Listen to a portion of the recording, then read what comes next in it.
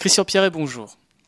Nous avons beaucoup parlé dans les médias et ailleurs des négociations entre le PS et Europe Écologie Les Verts sur l'avenir du nucléaire français. Que pensez-vous de la position de M. Hollande, candidat socialiste à la présidentielle de 2012 ? Bien, j'approuve la position de François Hollande sans réserve. Je pense qu'il a tout à fait raison de prévoir, c'est inscrit presque dans l'évolution des technologies, une baisse de la part du nucléaire dans la production d'électricité. Aujourd'hui en France, 75% de l'électricité est produite par l'énergie nucléaire. Cette part, à mesure que l'éolien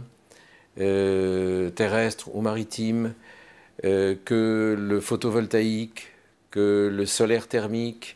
que la géothermie, que l'utilisation de la biomasse et que tant d'autres énergies nouvelles renouvelables se développent grâce aux technologies nouvelles, dont la France est d'ailleurs porteuse et pour lesquelles elle est bien placée, à mesure que toutes ces technologies nouvelles se développent, la part relative de l'énergie nucléaire diminue. Par ailleurs, et c'est une excellente chose, on a construit à Cadarache un centre de recherche international qui pourra nous faire passer dans quelques années de la fission nucléaire et de la fameuse réaction en chaîne qui produit de l'énergie à la fusion et qui, elle, est sans déchets et sans aucun danger puisqu'elle s'arrête dès que l'on introduit un élément extérieur. Mais nous n'en sommes pas encore là. Aujourd'hui, nous sommes encore dans des procédés de fabrication de l'énergie avec fission d'un isotope de l'uranium 235. Alors, moi, ce qui me paraît important, c'est de reconnaître sans réserve, avec beaucoup de volonté, l'évolution des techniques. Et ce 75% nucléaire d'aujourd'hui, il va passer à 74, 73, 72 au cours des prochaines années, à mesure qu'on va s'équiper en énergie nouvelle renouvelable. Ce qui me paraît important aussi, c'est de ne pas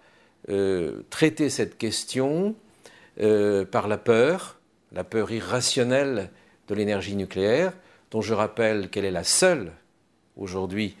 en produisant en bas, c'est-à-dire produisant de grandes quantités d'électricité, à ne pas émettre de gaz à effet de serre, le fameux CO, CO2, auquel il faudrait ajouter le méthane, le CH4, qui est la seule aussi de ne pas produire de poussière, qui est la seule qui, en France, avec les technologies françaises, permet une sécurité tout à fait remarquable, qui est la seule à évoluer avec l'EPR vers une sûreté qui, avec ce dernier mode de réacteur, actuellement en construction, et qu'il faut conserver, à avoir multiplié par 10, lorsqu'il sera construit, je dis bien multiplié par 10, le facteur de sûreté, et d'avoir une sûreté supplémentaire, puisque en cas d'accident, très improbable d'ailleurs dans cette EPR, le corium, qui est le produit de fission du réacteur, serait stocké dans un réservoir prévu initialement et refroidi par des réserves d'eau considérables qui sont au pied du réacteur. Il y a donc aujourd'hui une évolution de toutes les techniques, les énergies nouvelles renouvelables, le nucléaire, et il faut que la France reste industriellement la première dans ces technologies. Il faut que la France continue à être leader mondial et assume dans le nucléaire comme d'autres industries le leadership mondial. Et pour cela, il ne faut ni avoir peur de manière irrationnelle,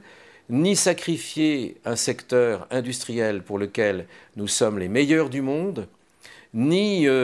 pour des raisons électorales ou des raisons qu'on peut qualifier de politiciennes, entre guillemets, faire fi de tant et tant de progrès scientifiques, technologiques, techniques, du travail de nos ouvriers, de nos techniciens, nos ingénieurs,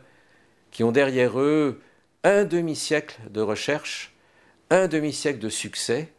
et qui ont avant encore l'honneur d'être dans le pays qui a découvert la radioactivité avec Becquerel, avec Pierre et Marie Curie, qui a derrière lui, ce grand pays qu'est la France, une avance incontestable. Ne pas casser cette avance, ne pas casser ce leadership, être évidemment très prudent, être évidemment très conscient que la question des déchets doit être traitée tout à fait clairement, avec un contrôle, c'est déjà le cas, démocratique, et l'ensemble contrôlé par le Parlement, comme c'est déjà le cas. Je crois qu'il faut aller dans cette résolution-là, et il y aller sans hésitation. Et c'est pourquoi j'approuve l'évolution annoncée par François Hollande, et en même temps sa fermeté. Car un chef d'État, et j'aspire à ce que François Hollande devienne chef d'État de notre pays, un chef d'État, c'est quelqu'un qui prend une décision mûrement réfléchie, posée, et c'est le cas, et qui ensuite s'y tient, et qui manifeste son souci de voir la France toujours en tête dans les technologies où elle est déjà en tête.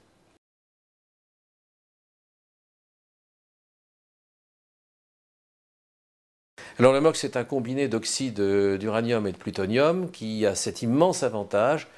qui provient du retraitement de certains déchets